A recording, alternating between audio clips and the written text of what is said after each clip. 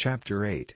On that day did the king Ahasuerus give the house of Haman the Jews' enemy unto Esther the queen.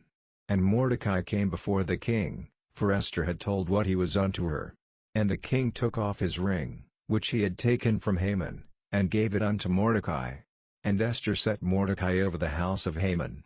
And Esther spake yet again before the king, and fell down at his feet, and besought him with tears to put away the mischief of Haman the Agagite, and his device that he had devised against the Jews. Then the king held out the golden scepter toward Esther.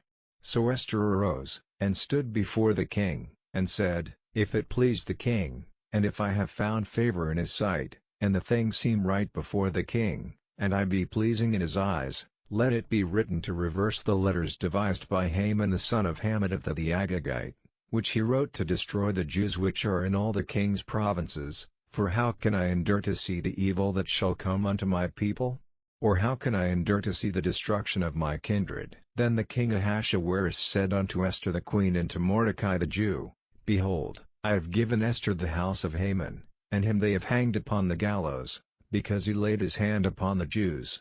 Write ye also for the Jews, as it liketh you, in the king's name, and seal it with the king's ring, for the writing which is written in the king's name, and sealed with the king's ring, may no man reverse. Then were the king's scribes called at that time in the 3rd month, that is, the month Sivan, on the 23 day thereof, and it was written according to all that Mordecai commanded unto the Jews, and to the lieutenants, and the deputies and rulers of the provinces which are from India unto Ethiopia, 127 provinces, unto every province according to the writing thereof, and unto every people after their language, and to the Jews according to their writing, and according to their language. And he wrote in the king Ahasuerus' name, and sealed it with the king's ring, and sent letters by posts on horseback, and riders on mules, camels, and young dromedaries, wherein the king granted the Jews which were in every city to gather themselves together, and to stand for their life,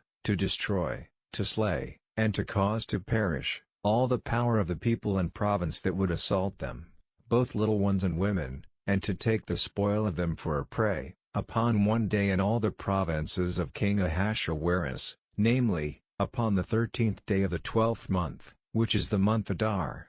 The copy of the writing for a commandment to be given in every province was published unto all people, and that the Jews should be ready against that day to avenge themselves on their enemies. So the posts that rode upon mules and camels went out, being hastened and pressed on by the king's commandment.